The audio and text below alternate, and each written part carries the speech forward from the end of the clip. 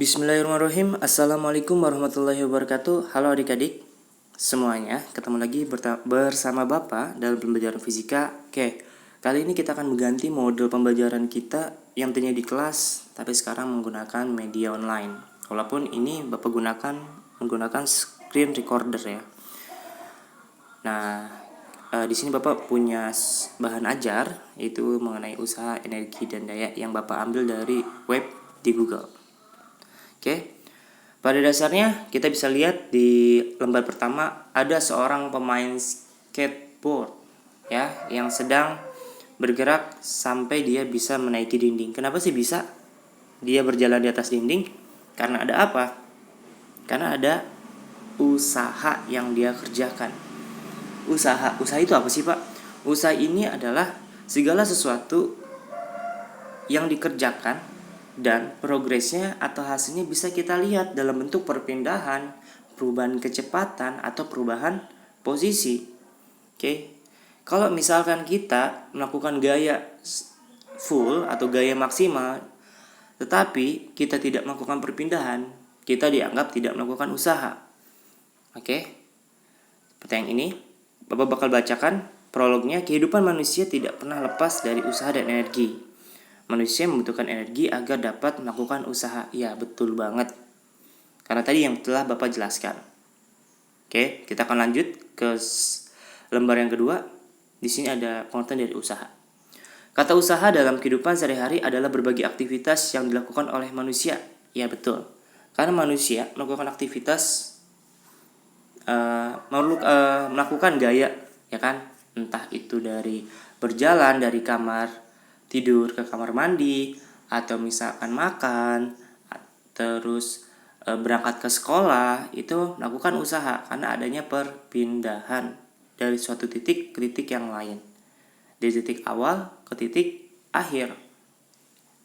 Nah, kita bisa lihat bahwa pengertian dari persamaan dari usaha adalah yang ada di kotak warna ungu itu, W sama dengan F dikali S.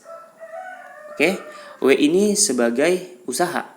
Satuannya bisa Newton meter atau juga bisa Joule. Oke. Lalu F itu adalah gaya. Satuannya selalu Newton karena gaya itu selalu Newton ya. Kenapa? Karena yang menemukan gaya ini atau mengkaji tentang gaya ini adalah Newton. Lalu ada perpindahan. Ya, satuannya adalah M. Oke. Mungkin dari adik-adik pernah terbesit atau pernah melihat bahwa S ini juga merupakan lambang dari jarak jika dalam GLB gitu. Iya, betul banget gitu. S ini bisa jarak, bisa perpindahan. Tapi bergantung pada konsep yang digunakan gitu loh. Makanya fisika ini nggak bisa semata-mata kita menggunakan rumus, tapi kita juga harus tahu konsepnya. Oke. Perpindahan itu adalah segala sesuatu yang dilihat dari titik awal ke titik akhir. Dia itu berpengaruh banget. Kalau dari titik awal, dia pergi ke titik B, terus ke titik C, terus ke titik A lagi. Dari titik awal, berhenti lagi di titik awal. Maka dia tidak melakukan perpindahan. Seperti itu. Beda dengan jarak. Jarak itu adalah menghitung seluruh lintasan yang ada. Itu adalah jarak. Oke, kita lanjut. Kita lihat di gambar 4.1. Ada seseorang yang sedang mendorong balok, ya kan? Nah, kalau misalkan balok tersebut didorong dengan sekuat tenaga atau dengan gaya sebesar F, lalu balok tersebut tidak bergerak, maka tadi atau tidak berpindah, maka orang tersebut tidak melakukan yang namanya usaha. Nah, gampang ya, intinya usaha itu adalah F dikali S, gaya dikali perpindahan. Nah, sekarang kita bakal lihat nih gambar yang di bawahnya. Ada seorang anak sedang menarik kereta mainannya dengan tali yang membentuk sudut sebesar theta. Lalu bagaimana cara menghitung usaha ini? Nah, sekarang kita bakal membagi sebuah sudut ini dalam bentuk sumbu X dan sumbu Y. Nah, yang kita ingin gunakan adalah dalam gerak yang arahnya mengikuti sumbu X, bukan mengikuti sumbu Y.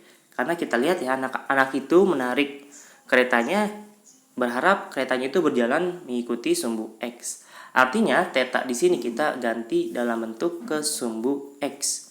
Ayo, kira-kira kalau sumbu X itu identik dengan cosinus atau sinus? Ya, identik dengan cosinus. Artinya apa? Gayanya F tadi, gaya F itu yang miring ya. Kita tarik ke dalam sumbu X. Ya kan? Dan akan membentuk gaya X atau gaya di sumbu X, atau dalam lambang vektor disebut sebagai fx, dan fx ini nilainya tuh sebesar f dikali cos theta. Tadi ya, kenapa bisa cos theta? Kenapa bukan sin theta? Karena cos theta ini ditariknya ke sumbu X gitu ya. Nah, terus Pak, kira-kira rumus usahanya berubah nggak? Berubah sedikit. Gimana jadinya? Seperti yang ada di kotak, di rumus 4 strip 2, W sama dengan F kali cos theta dikali S. Oke.